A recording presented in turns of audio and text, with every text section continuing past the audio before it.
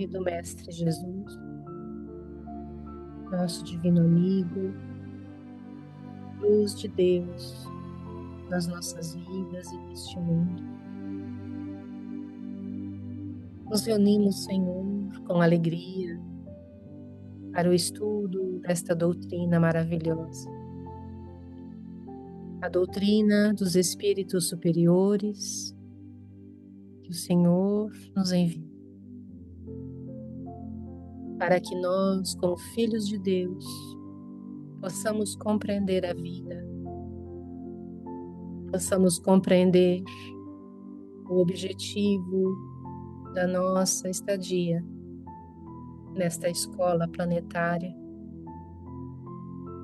Nós agradecemos, Mestre, porque nestes momentos recebemos em nossos lares a visita dos nossos benfeitores queridos, destes amigos espirituais que com tanto carinho se aproximam de cada um de nós, nos envolvem com paz, trazendo-nos a luz do mais alto.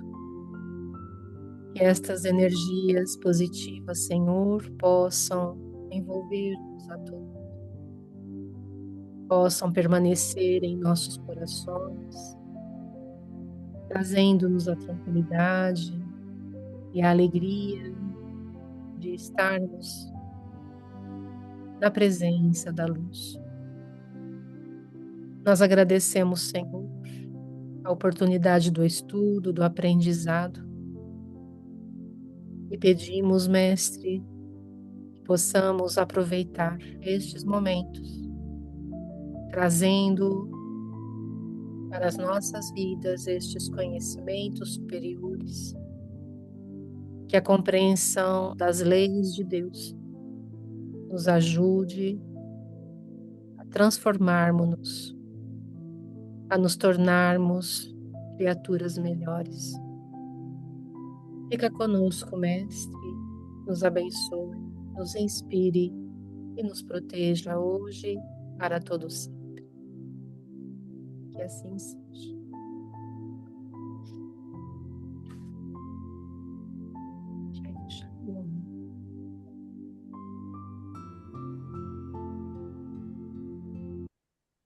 Tinha fechado o microfone? Então, muito bem, hoje nós vamos dar continuidade ao capítulo Cooperação, capítulo 3 do livro Pensamento e Vida.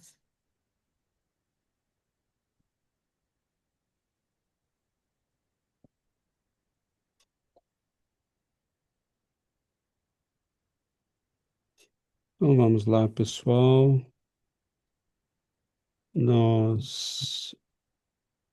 Me parece, né? Estamos num bom caminho, né?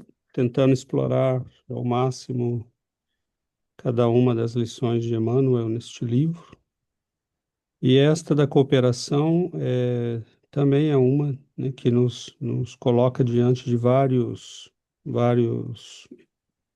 possibilidades de compreensão, né? Então, a primeira é que nós colocamos é que se o que Emmanuel está falando, né,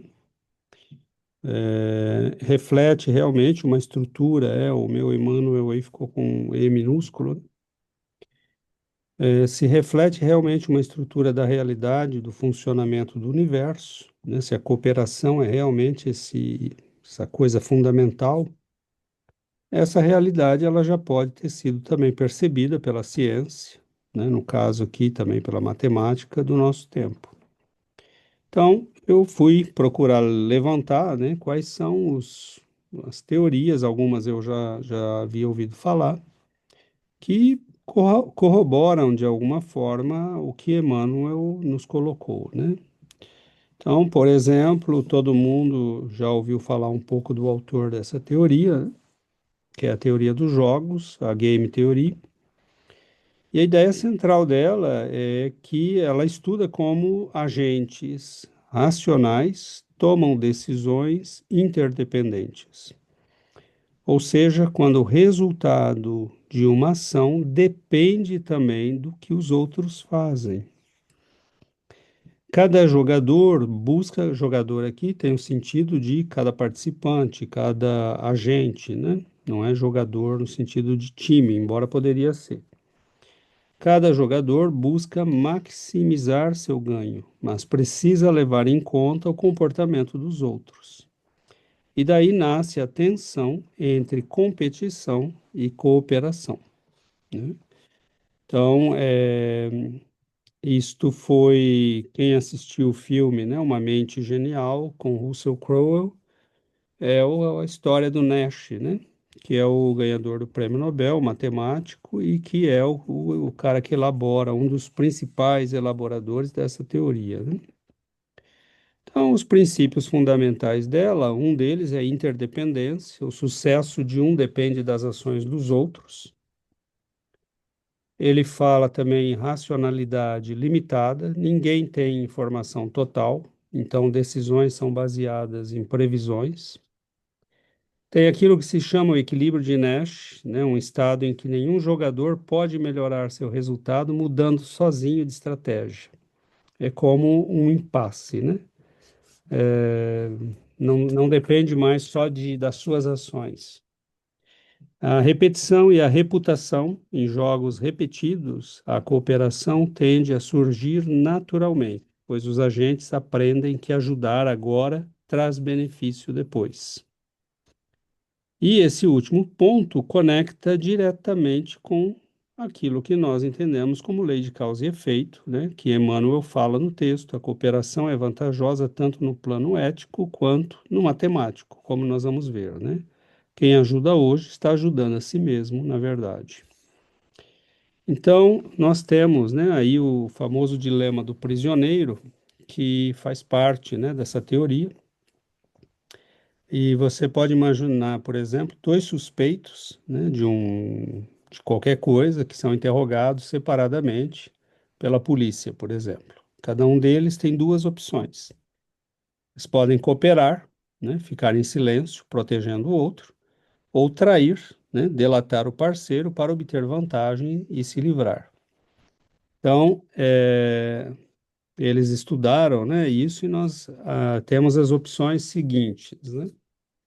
Então, aqui o prisioneiro A coopera e o prisioneiro A trai, o B coopera e o B trai, né? Então, se eu combino aqui, por exemplo, prisioneiro A coopera e o B coopera, nós temos, ambos pegam 1 ano de prisão. Então, os dois ficam em silêncio, né? Se o B coopera, né, e se o A, né, ele trai e o B coopera, então A é libertado e o B pega 5 anos.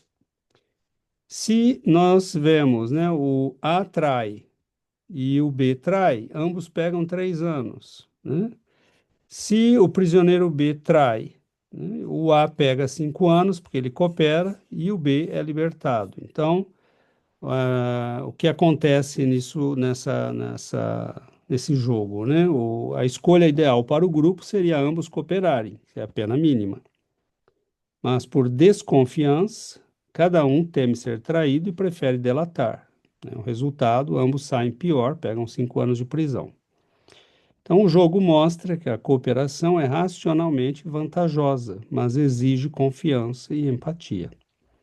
No contexto espiritual, Emmanuel diria que a cooperação espontânea nasce quando o egoísmo é superado, né? Então, em algum ponto, eles têm que decidir cooperar, né? Senão, não tem como.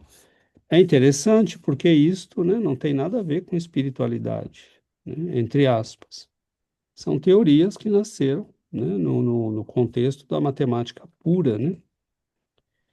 Tem a teoria da cooperação evolutiva, né? Ela diz que a cooperação pode emergir espontaneamente em populações de egoístas, né? Se houver interações repetidas e memória das ações passadas. Ela implica reputação e reciprocidade, né? Que sustentam os comportamentos colaborativos. Sistemas que cooperam tendem a ser mais estáveis e adaptativos que os outros. E isso é o que Emmanuel nos diz, né? Ele diz: quem ajuda é ajudado, encontrando em silêncio a mais segura fórmula de ajuste aos processos da evolução. Então, quando nós lemos isso, né, como é dito assim por Emmanuel, fica uma coisa bem ok, né? Quem ajuda é ajudado, mas, na verdade, as teorias, né, da ciência hoje estão concordando com Emmanuel de modo muito claro, né? Então, sistemas que cooperam tendem a ser mais estáveis e adaptativos, né? Porque eles se baseiam na força da cooperação. Então, posso ir? Uhum, Então, nós temos, né, por exemplo, dou um exemplo, né, a cooperação entre países em crises globais, né? Por exemplo, em situações como pandemias, catástrofes climáticas ou colapsos financeiros, nenhum país consegue agir sozinho. As nações que compartilham informação, vacinas, tecnologias, recursos, tornam-se mais estáveis que as que tentam isolar-se, né? Países isolados, assim como pessoas isoladas, vão enfrentar, né, mais dificuldades. Então, nós temos também a teoria dos sistemas complexos e sinergia. A ideia central dela, né, ela em física, em biologia e matemática aplicada, fala-se em sistemas auto-organizados, que são conjuntos de elementos que, interagindo localmente, geram padrões de ordem global. Exemplos: enxames de abelhas, né, redes neurais, mercados econômicos, ecossistemas. Né? Nenhum agente comanda, por exemplo, num ecossistema você não tem um chefe, né? Mas a cooperação descentralizada cria a ordem.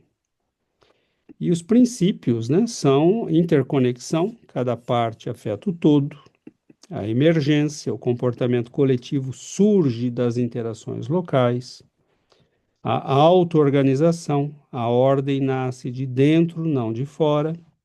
E aí isso reflete muito bem o mesmo princípio que Emmanuel expressa, né? O universo é uma cadeia de vidas que se entrosam na grande vida. A ciência chama isso de ordem emergente. Emmanuel chama de cooperação universal. A vida é um grande sistema de cooperação universal. Então, são processos, né? Desde que é interessante a teoria dos sistemas, porque são sistemas, né, complexos.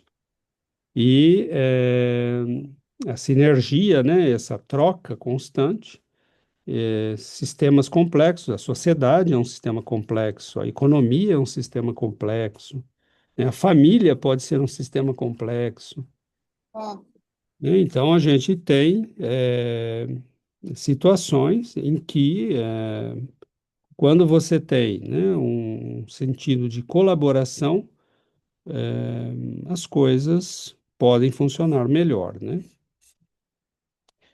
Então, na teoria da escolha racional, que é uma outra, né, ela estuda por que indivíduos decidem colaborar em ações coletivas, mesmo que o benefício pareça maior ao agir sozinho. Então, nós temos o Mancur Olson, né, e a Elinor Ostrom.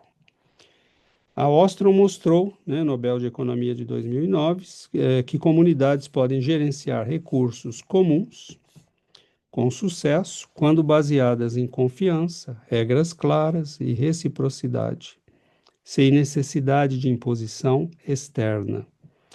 Bom, veja bem, aqui a gente pode estar falando grego, né? Mas é muito simples. Você tem a visão comunista, socialista, intervencionista, que é hoje o que nós temos no Brasil, nos países de esquerda, né?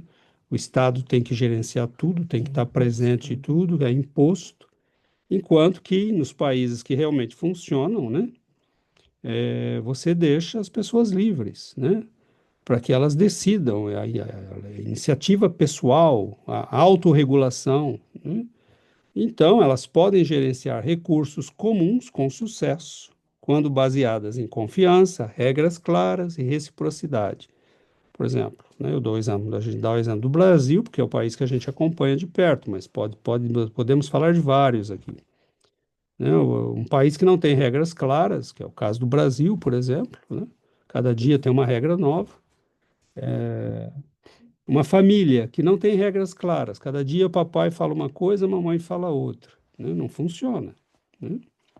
Então, a conclusão é que a cooperação é racional e eficiente quando há valores compartilhados e transparência, não apenas cálculo egoísta, né? Então, é, aí nós temos, né, a questão do instinto de conservação e a cooperação. Porque se eu quero preservar, né, a mim mesmo, a minha família, nós temos uma tendência a sermos egoístas. Então, todas as teorias que, né, nós mencionamos agora, em especial a teoria dos jogos e a da cooperação evolutiva, elas partem justamente desse princípio. O instinto de sobrevivência e o comportamento egoísta são os pontos de partida naturais, não há exceções. Ou seja, nós reconhecemos nessas teorias a existência do instinto de conservação, da autopreservação, e eu quero para mim primeiro, né? E é exatamente daí que vem o mérito dessas teorias, né? E o mérito do que fala Emmanuel. Elas mostram como a cooperação pode emergir espontaneamente de seres que pensam primeiro em si mesmos, por adaptação, inteligência ou consciência, né? Então, adaptação é porque você vai, né, nas interações repetidas, você vai vendo que é melhor você se entender bem com o motorista do ônibus, da, da, com o, né, o chofer ou com o porteiro do prédio, com o seu patrão, né? Nós vamos por adaptação, nós vamos entendendo que é melhor isso. Por inteligência, porque nós vamos começando a pesar, né, o que vale a pena e o que não vale. E por consciência, quando nós chegamos a estudar espiritismo ou temos uma concepção espiritual da vida, né? Então, o instinto de conservação, né, lógico que ele está presente, né? Mas aí, por exemplo, na biologia e na economia, os modelos clássicos assumem que todo ser vivo busca maximizar sua sobrevivência e seus recursos.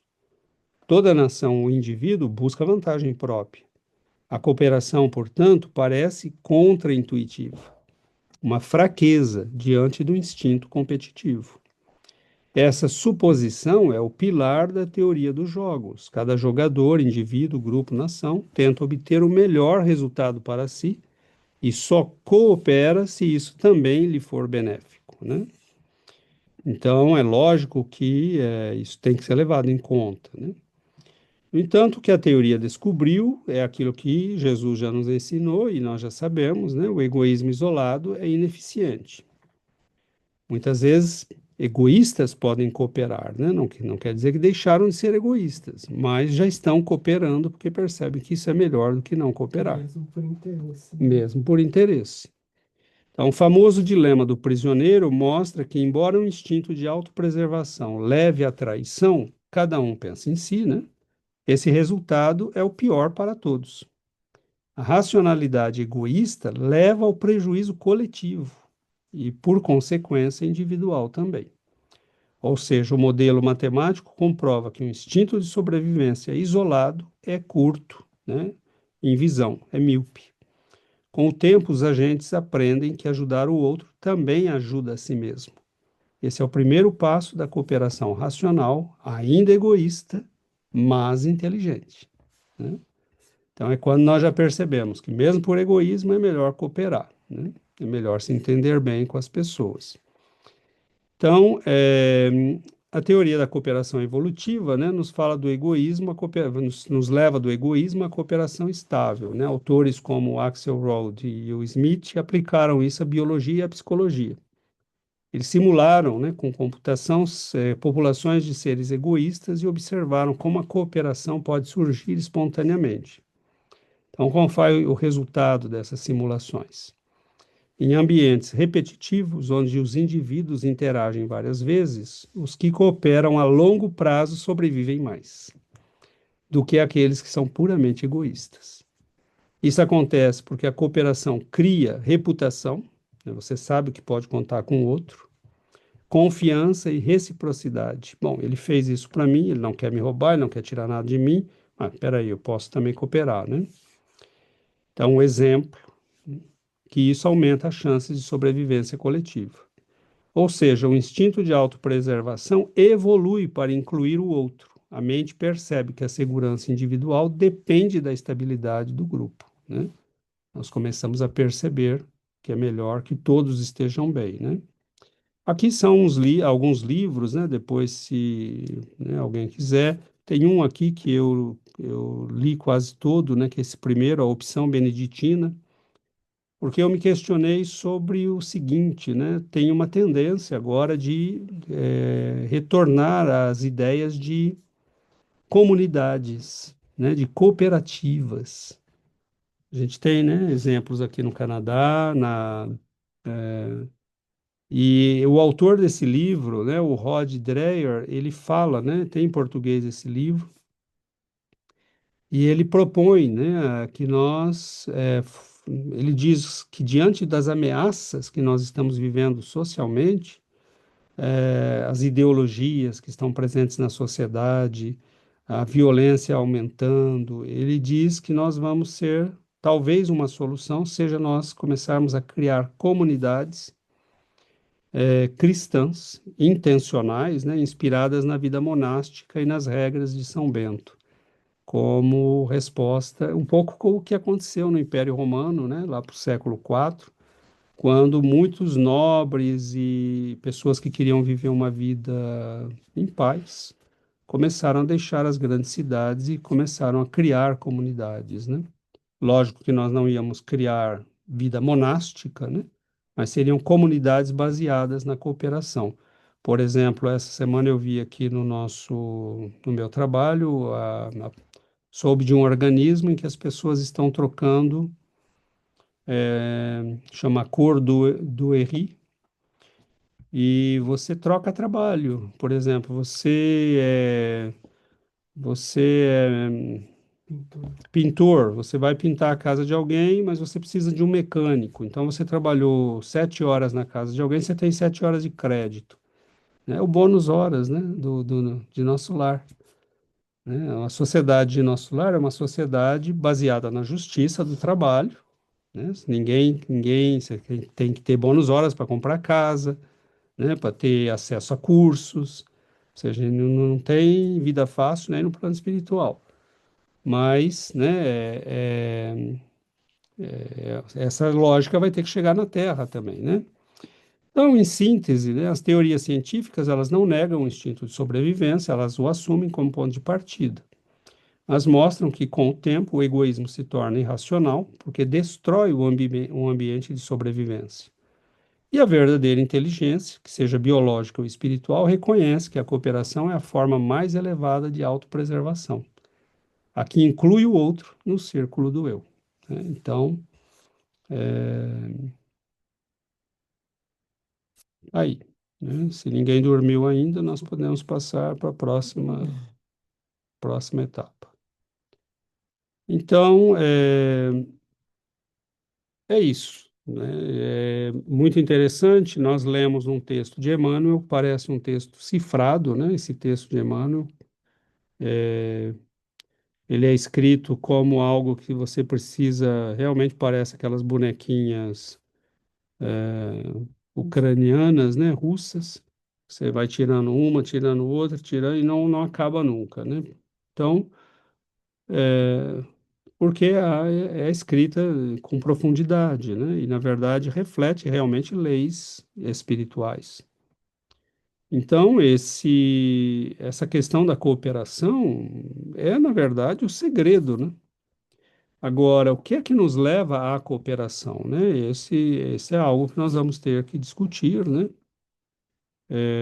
O que nos leva à cooperação é essa mudança de consciência, né? É começar a superar o egoísmo, é começar a entender como vantagem, que não é uma fraqueza, né? Nós ajudarmos, colaborarmos. E talvez o aspecto mais difícil da colaboração é que nós temos que entender que é preciso restringir um pouco o nosso egoísmo, né? É melhor que todo mundo tenha um pouco do que ninguém ter nada ou do que apenas um ter tudo, né? Porque são sistemas mais estáveis, que duram mais, que sobrevivem com mais eficácia às situações de ameaça. É aquilo que nós vemos no filme, quando você tem grupos que estão se batendo, né? E nesse meio aparece um grupo que coopera, né? Que tem uma liderança que leva a todos à cooperação, a trabalhar juntos, nós vemos que eles têm uma chance de sucesso muito maior, né? Então, a nossa sociedade, na verdade, se nós incluirmos nela a visão da imortalidade, a visão do propósito da vida, das finalidades da reencarnação, é lógico que isso vai começar a mudar, né? A forma como nós vemos e como nós tratamos as coisas. Por exemplo, nós poderíamos viver num mundo de perfeita colaboração, né? Então, o médico que liga, né, para o mecânico e fala: Você pode, por favor, passar para ver o meu carro? E o mecânico que liga para o médico: Olha, eu preciso passar aí tal hora, né? E assim, então, olha, eu preciso de um professor. Quer dizer, a gente poderia viver num mundo muito mais De troca. saudável, né? De trocas, mas a gente está sempre, né, focado no eu preciso ganhar, eu preciso ter para mim, para minha família. E é sempre essa luta, né? A gente vive sempre nessa luta que cansa, né, a gente se sente sempre ameaçado, mas é claro que nós temos que mudar a visão das pessoas, né? Porque, como essas teorias mostram, mesmo em sistemas baseados no egoísmo, né, a inteligência leva os egoístas a perceberem que é melhor cooperar, né? Então, mas o que o Espiritismo e Emmanuel está nos propondo é algo que vai um pouco além disso, né? É aquela cooperação que nasce, né, do desejo de construir algo positivo, né, de não ser a nossa vontade reflexo do nosso egoísmo, do nosso orgulho. Então, é um passo a mais, né? E há exemplos, né? Nós podemos falar disso depois também. A Giovana havia me pedido a palavra, depois a Yuri. A gente vai, né, entendendo com o estudo e com a nossa vivência também, né, com a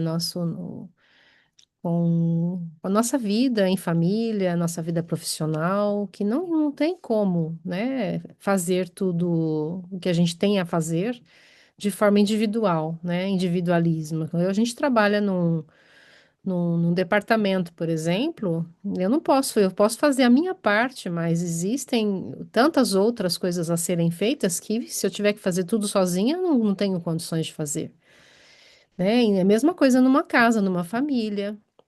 Se ninguém colabora com ninguém, né? Se a gente decide viver por conta própria, ninguém auxilia ninguém, um não recusa de fazer uma tarefa e deixa para o outro. Então, vira uma confusão dentro de casa e aqui que acontece? Aí acontecem as discórdias, né? Os desentendimentos.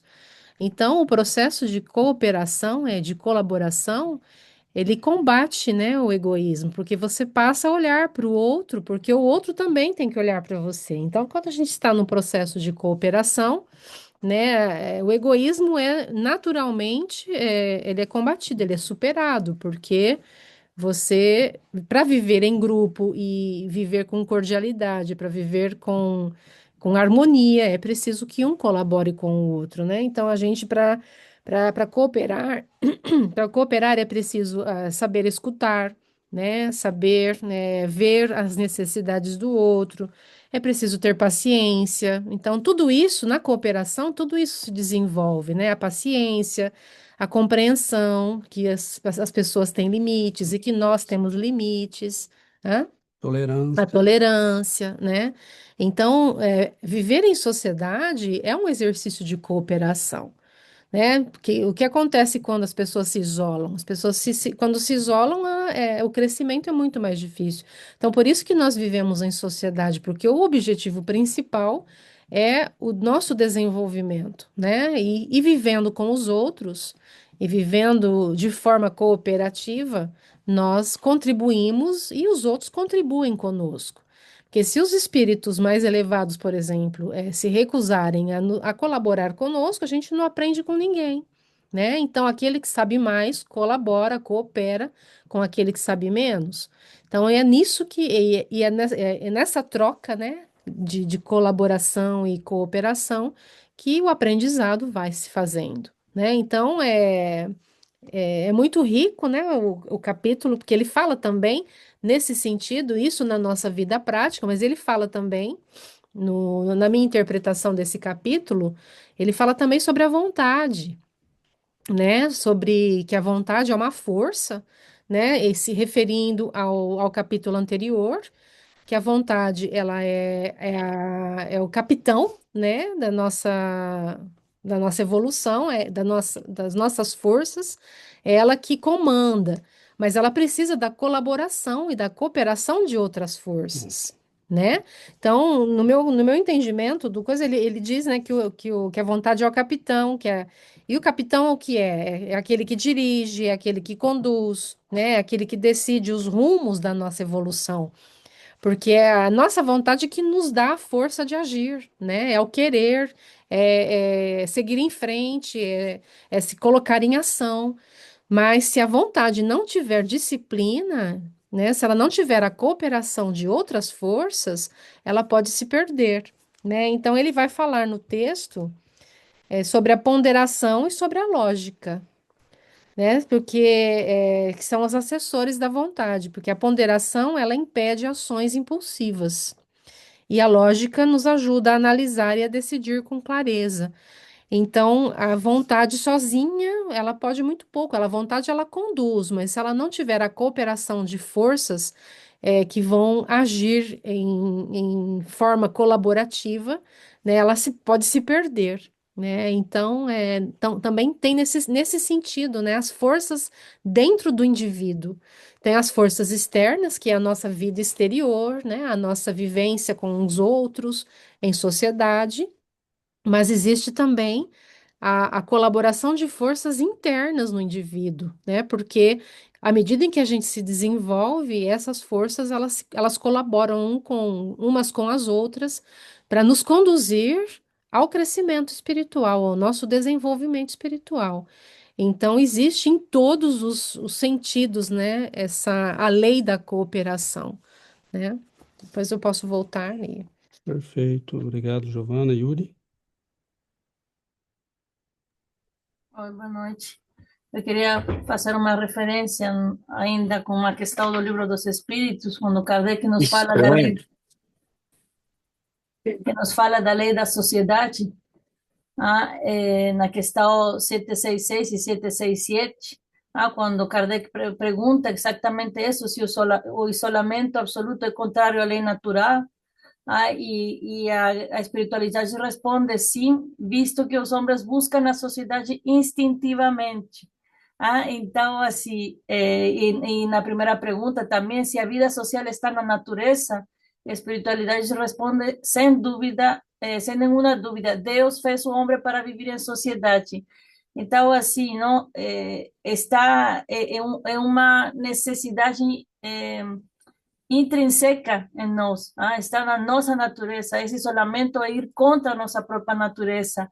Mas a gente aí se pergunta, não? Porque, assim, para cumprir esse plano divino, temos que viver em sociedade, temos que cooperar, mas trazemos já isso em nós, esse egoísmo pelo instinto de conservação, mas chegamos já com isso aqui, e depois, por exemplo, nas escolas, somos educados, somos para a competição. Todo o tempo na educação das crianças, dos adolescentes, é tudo a competição. Então, é como eu pensava essa parte que você falou, César, dessa cooperação por interesse egoísta. A gente entende que é natural, a gente entende que essa é muitas vezes pelo medo, seja de não ter o suficiente material, ou seja pelo não pertencer a um grupo, seja para não destacar. Então, tem muitas coisas. E você falou que nós temos que incluir o propósito da vida. Então, eu acho que esses estágios, esses períodos de passar do egoísta ao egoísta instintivo, egoísta pela compreensão e egoísta pelo amor, vamos dizer assim, pela consciência, tem, tem a diferença deles é a motivação, finalmente, e esse propósito da vida que você falou, porque, assim, o primeiro seria essa fase inicial que você diz, seria pelo medo, pela necessidade de sobrevivência, vantagem material, e depois vendria essa compreensão, não? Que é melhor ter esse egoísmo inteligente, finalmente, para chegar ao último estágio.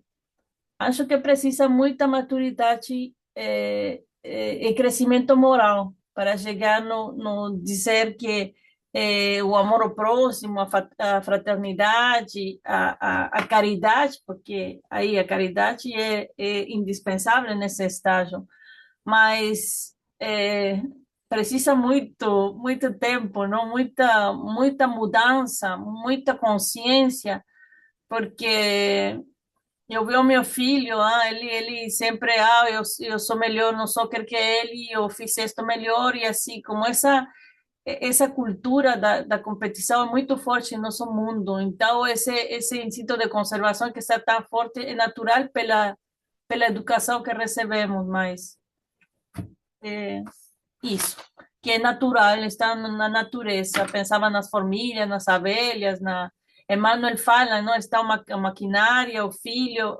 Precisamos, para todos os processos da vida, precisamos dessa cooperação. No trabalho, como a gente falou, na casa, em todo momento. Então, não podemos sozinhos. Obrigada. Obrigado, Yuri. Com certeza não podemos, né? E é muito interessante que a nossa vida toda é um processo de dependência. É só você pegar a infância, né, do ser humano, é a infância mais dependente que existe, né? Um cavalinho sai do ventre da mãe, e daí Vai dois pulando. minutos está dando pulinho, né? Um ser humano leva anos, né, para falar, para andar, para aprender, para, né, se reconhecer como gente. Então, nós somos completamente dependentes, né? Nós temos muito mais para aprender, então temos um período muito mais longo de infância e uma fragilidade muito grande. Uma criança só largada a ela mesma não sobrevive, né? Então, como pessoas sozinhas, isoladas, também acabam, né, e não sobrevivem. Então, é o que a Giovana falou, viver em sociedade, né, ou a Yuri também, é um processo de colaboração. E sim, né, a Yuri lembrou muito bem isso do Livro dos Espíritos, porque, como Aristóteles diz, né, o homem é um animal social. E isso significa que para nós não existe vida sem relação, né? Agora, relação baseada no egoísmo, no orgulho, na prepotência, na violência, lógico que isso não é bom, né? Então, Emmanuel diz, sim, nós temos a nossa vontade, como a Giovana lembrou, né? Ela é o capitão, ela é a que conduz o nosso barco evolutivo, mas ela precisa ser educada para a cooperação, porque senão nós viramos tiranos, né? E não é esse o propósito, né?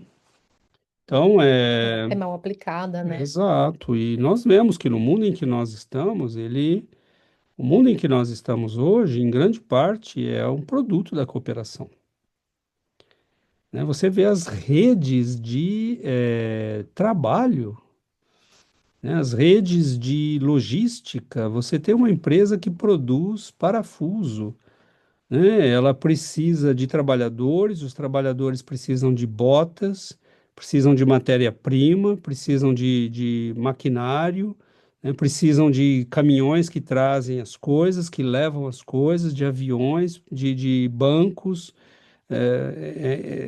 não tem nada isolado, né? São sistemas. Imagina um supermercado. O supermercado, né? O Tá Alexandre tudo está lá dentro. lembrando, você imagina a logística, né? Para você manter um supermercado, para que a gente vá, entre, né? Tranquilamente, passeie lá pelos corredores, pegue o que quer e vá embora, né? E a logística que é tudo isso, né? É uma coisa impressionante. As universidades, né? A cooperação, trabalho dos departamentos, é, as coisas divididas em setores.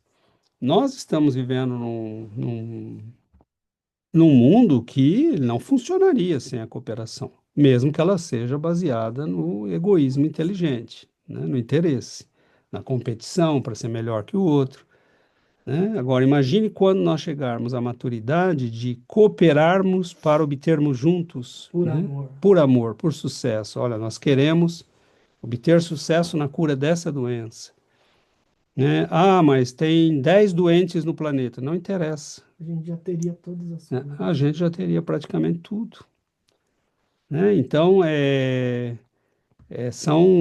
nós ainda vamos acordar, né? E o cristianismo foi o quê, né? Quando nós lemos, por exemplo, os Atos dos Apóstolos, logo no começo, né, está escrito que e os irmãos viviam em comum, colocando tudo em comum. Ninguém era dono de nada, né? Então, tá lá nos Atos dos Apóstolos, né? Era o efeito, né, do ensino do Cristo, os muitos nobres romanos depois, né, libertariam seus escravos, porque eles perceberam que não tinha sentido aquela lógica, né, da escravidão, e os cristãos foram o primeiro exemplo disso, mas há exemplos modernos, né? A vida monástica, por exemplo, foi um sucesso nesse sentido, porque é de lá que veio, né? Toda a tecnologia, todo o conhecimento agrícola, produção de vinho, de queijos, de grãos, tudo veio dos monastérios, porque eles tinham tempo para cuidar das coisas, né? Aprender a medicina das ervas, né? Então eles desenvolveram tudo, foi desenvolvido nos mosteiros, né? Eles trouxeram inúmeras contribuições para a nossa sociedade. E na vida moderna, por exemplo, você tem os kibbutz em Israel, né?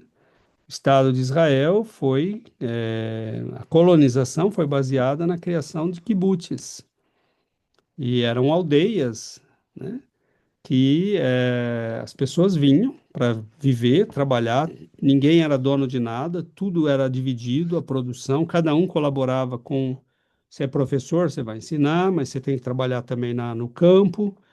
Você é médico, bom, você trabalha um pouco no campo, mas vai cuidar das pessoas. É, então, são sistemas, e existem até hoje, né, os kibbutz. Já não é a base do Estado de Israel, porque já é uma sociedade moderna, como, né, as mais desenvolvidas do planeta, mas existem ainda, né? Então, são pessoas que vão viver a vida em comum, né? Todo mundo trabalha, todo mundo produz, e é lógico que a sensação de segurança deve ser muito grande, né? Porque você não está olhando para a sua vida como só você tendo que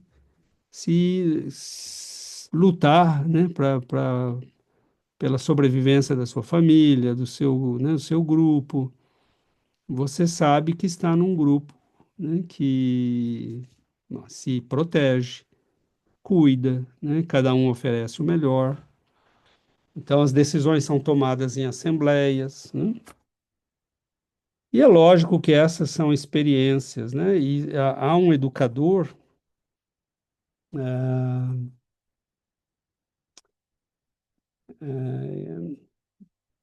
estou procurando o nome do livro aqui, ele, ele criou, né? Sommerfeld, eu acho que era o lugar.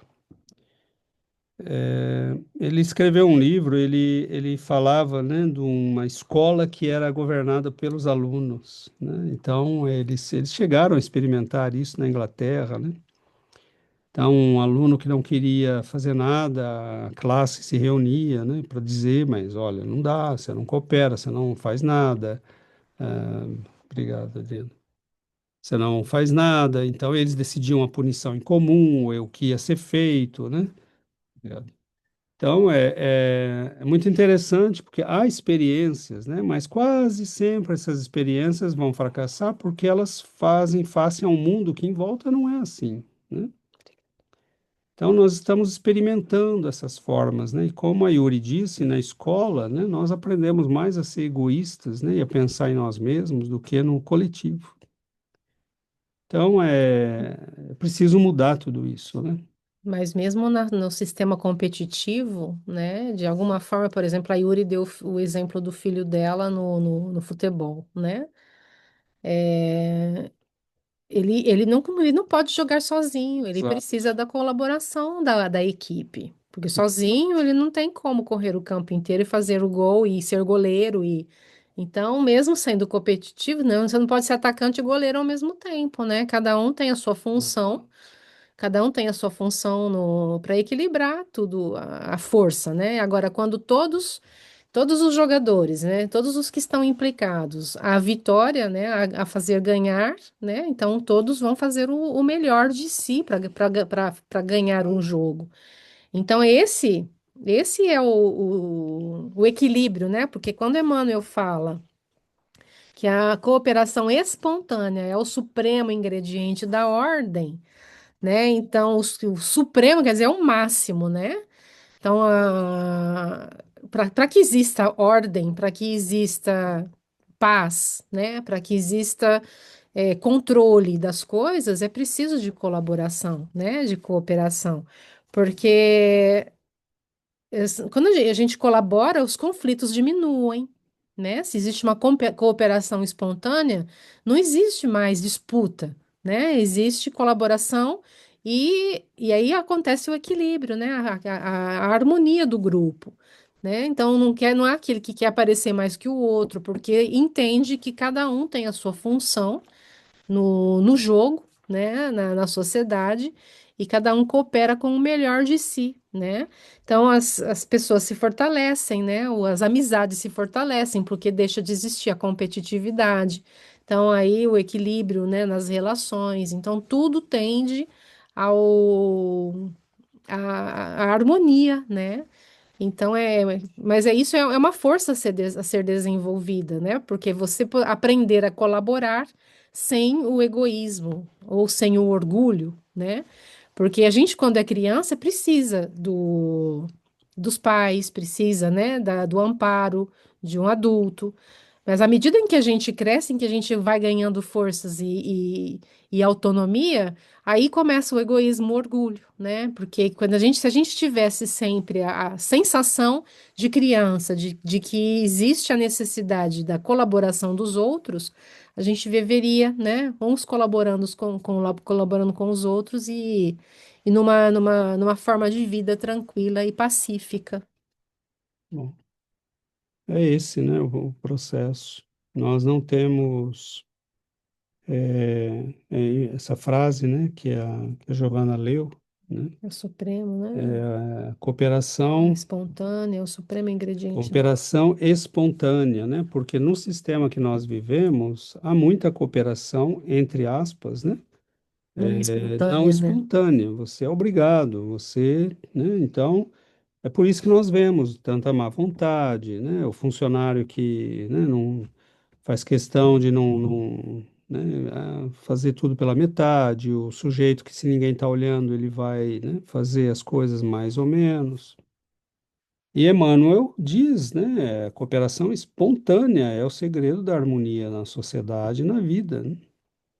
Então, é um lar, por exemplo, que né, ajuda na limpeza mas ninguém colabora, ou que um só faz um trabalho A ou B e ninguém ajuda, né? Ou que não há divisão de tarefas. É como uma empresa, né? Não vai funcionar, porque chega uma hora, vai falir, né? Chega uma hora que você fala, não dá, né?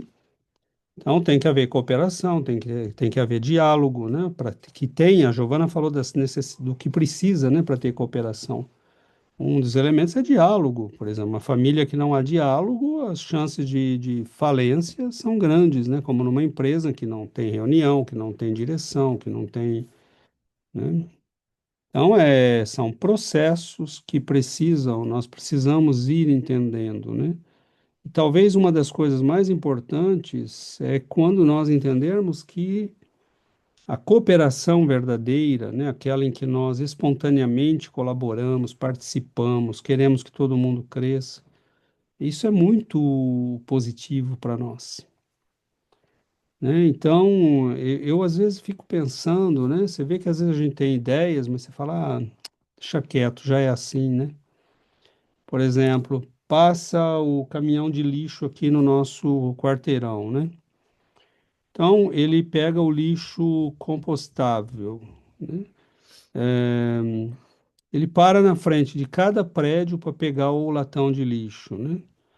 Poxa, ele poderia pegar um latão se todos nós levássemos no mesmo latão e colocássemos nele, né? Não dá para fazer com reciclável, né? Porque são, né? Todo mundo Imagina o né? tempo que ia poupar uma vez Mas só, é, parar em casa em casa. exatamente, né? Eu tô pensando, né? Tenho pensado em propor aqui para os vizinhos, né? Falar, olha, vamos, cada semana um de nós deixa o latão lá fora, todo mundo vai, põe aqui dentro, né? E o caminhão vai passar e vai parar num lugar só, né? Porque, mas assim, nós, né? A gente diz, ah, é assim que funciona. Então, É preciso da cooperação dos precisa da outros. cooperação dos outros, né? As pessoas têm que entender, aceitar e embarcar na ideia, né? Então,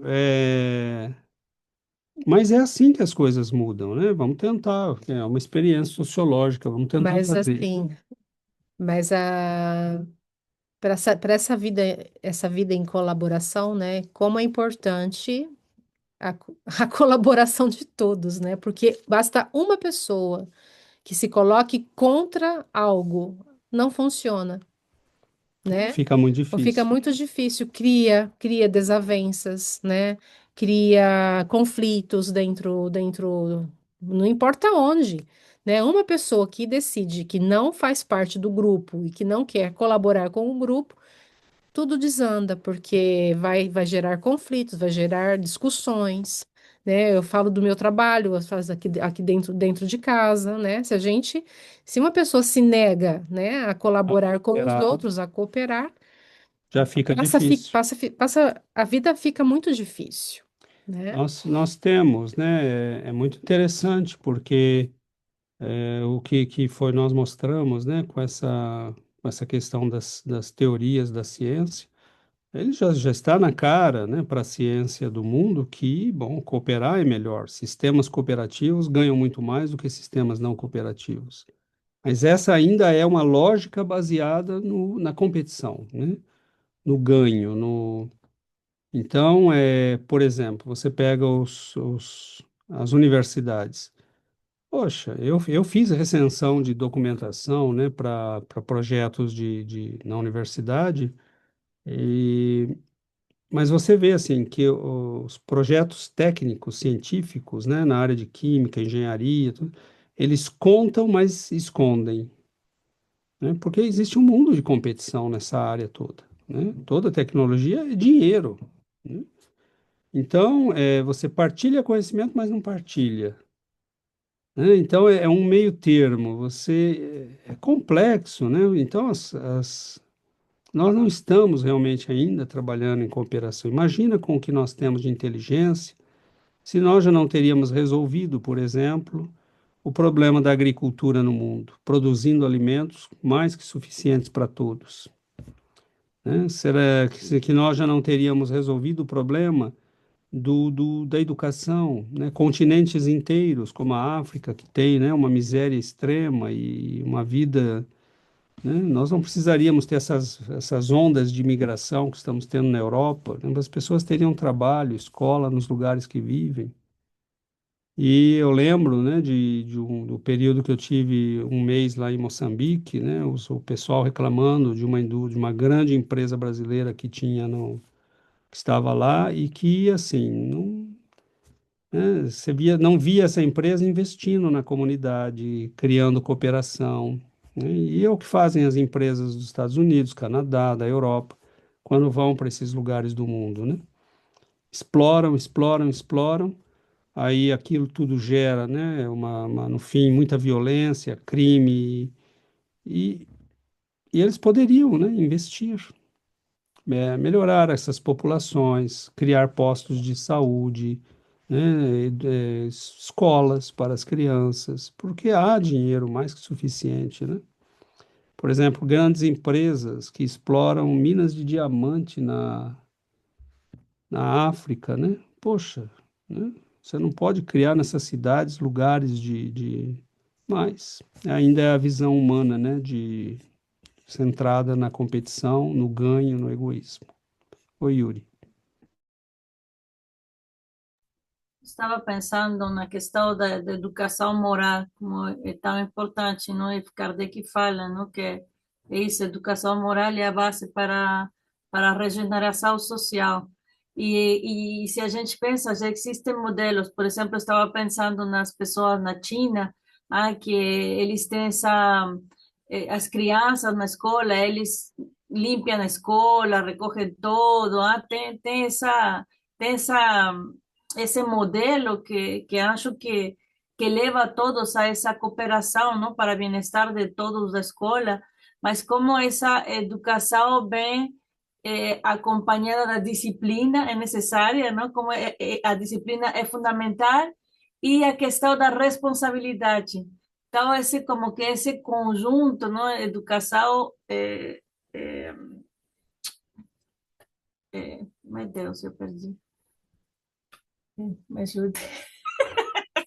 Ali em espanhol. Disciplina, disciplina, yeah. Educação, disciplina e, e responsabilidade. Mas assim, como você falou, não? Tem esse sempre o dinheiro, sempre o interesse pessoal, porque existe isso, existe já e poderia ser tomado pelo mundo inteiro.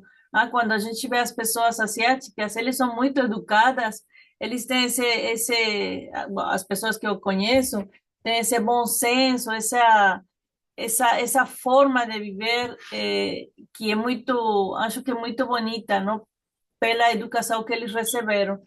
Mas é uma questão de, não sei, é difícil, é difícil.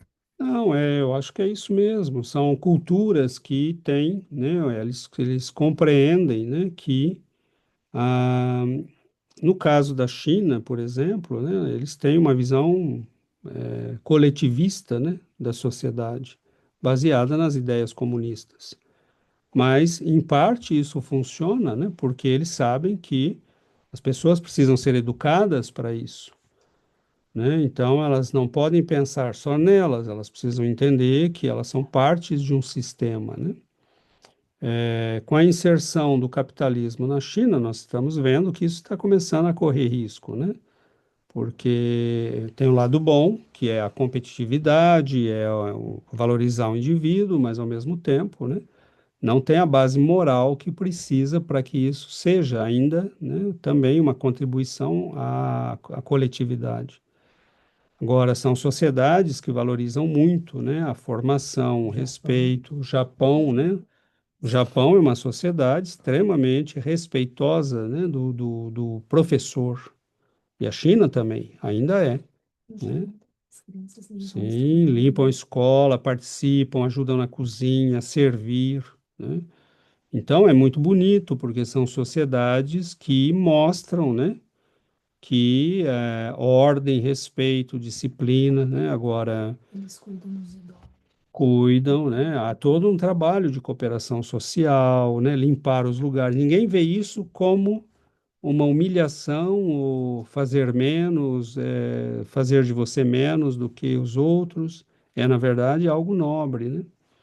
Então é lógico que a educação tem um papel muito grande, mas essa educação tem que ser baseada, né, e essa é a diferença do que o Espiritismo e do que o cristianismo verdadeiro nos propõe, que é basear, né, em princípios que são realmente fundamentais, sólidos e verdadeiros, né? Como a imortalidade da alma, o objetivo da nossa vida nesse mundo, né? Que é a nossa evolução moral, nossa melhoria espiritual.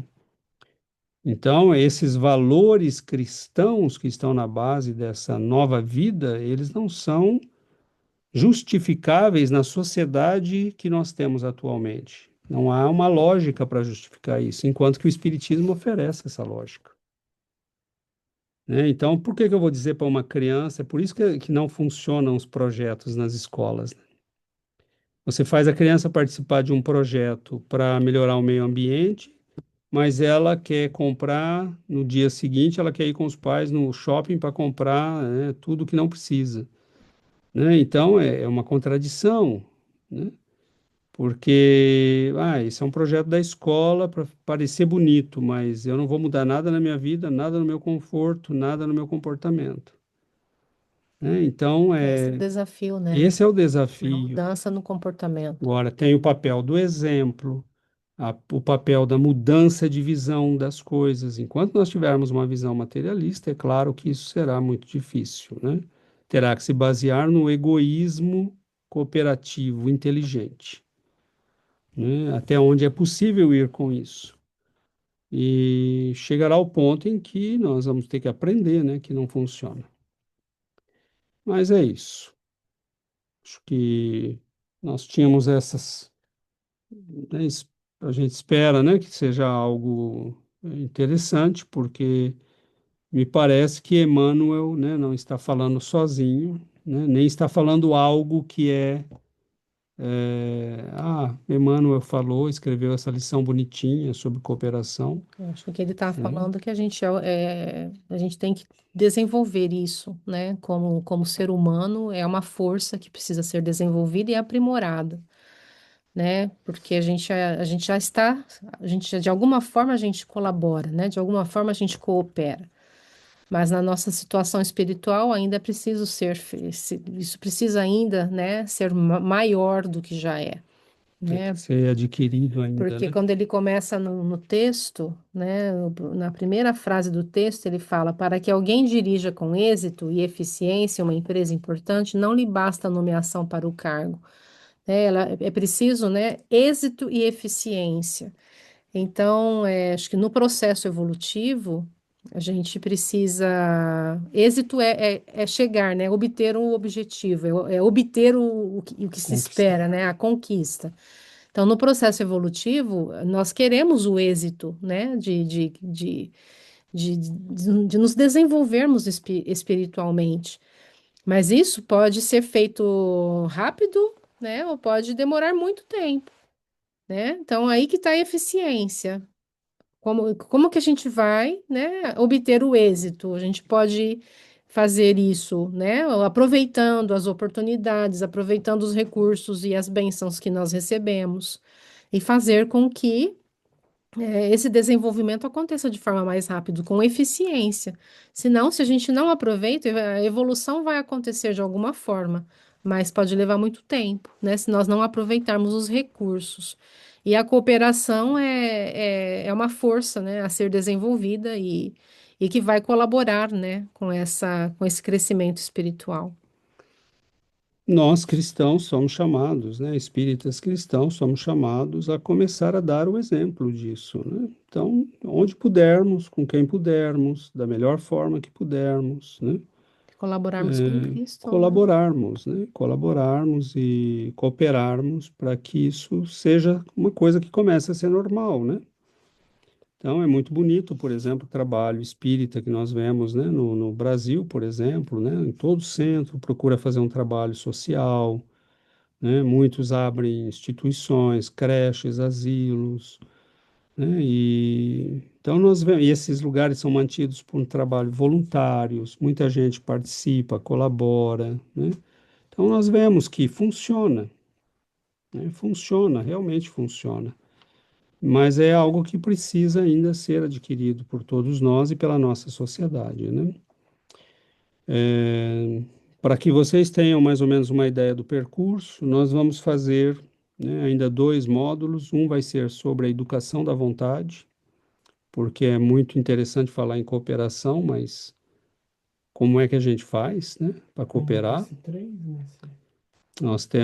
Tivemos dois, né, com esse de hoje, vamos ter mais dois. Nesse Acho que mesmo é muito. capítulo ainda. E talvez um terceiro, né, talvez não, vai ter um terceiro que é sobre a educação da vontade, e eu estou pensando num quarto, se vocês quiserem, senão a gente pode passar para o próximo capítulo, que seria, né, a Giovana falou aqui dos ajudantes, né, Ponderação e da, lógica. da cooperação, né, e da vontade, que são Ponderação e lógica. a ponderação, o discernimento e a lógica, né? Então, eu tinha pensado em fazer um estudo para que a gente possa falar, né, de o que que é isso, né? O que que é discernimento, ponderação, lógica. Mas aí a gente faz depois um. Então, a semana que vem nós vamos falar da educação da vontade, em termos gerais é isso, né? Então, ok, é bom, nós queremos cooperar, mas a vontade é quem decide, né? Se ela coopera ou não e como é que nós a educamos para a cooperação. E um quarto, se for o caso, né? Eu vou pensar ainda e se vale a pena, mas se não, a questão dos ajudantes da cooperação, né? E da vontade, que são a lógica O e o discernimento. discernimento, a ponderação. Agora, por que que eles são? O que que é isso? Né? Como é que você Como sabe? adquirir? Como é que você adquire? Como é que você sabe se está sendo lógico ou não? Né? E como usamos a lógica e o discernimento? Então, seria isso, né?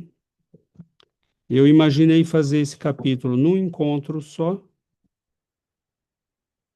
mas pelo jeito não está dando. Talvez ver se há a possibilidade de fazer essas duas Esse- propostas num só, não dá?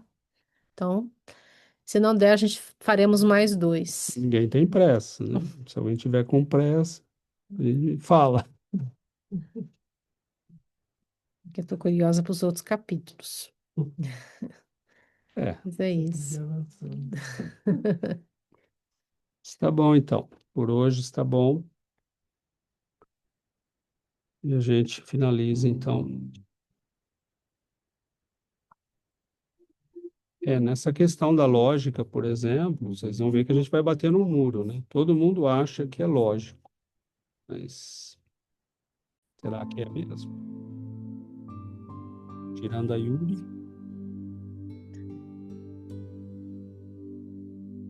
Então, né, o que que é lógica? O que que é discernimento?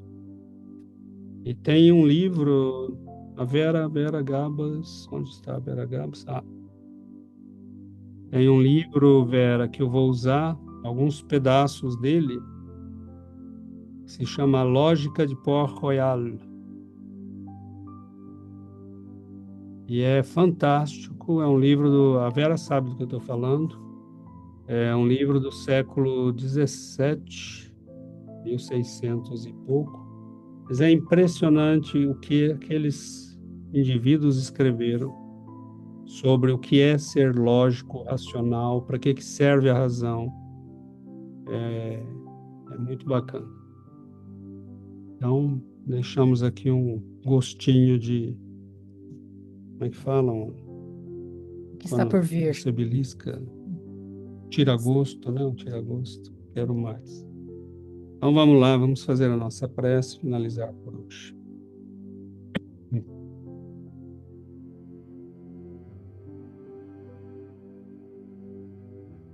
Querido Mestre Jesus, divino benfeitor, divino amigo, médico divino de nossas almas, abençoe, Senhor, nossas vidas, abençoe nossos lares, dá-nos a força, Senhor, do trabalho, do crescimento, da boa vontade. Dá-nos, Mestre, a humildade do aluno que quer aprender, que respeita o professor. Que nós, diante de Ti, Senhor, possamos entender Estamos diante da grandeza divina. Que vosso amor abençoe nossos lares, nossos entes queridos. Que vossa luz, Senhor, se espalhe sobre este mundo.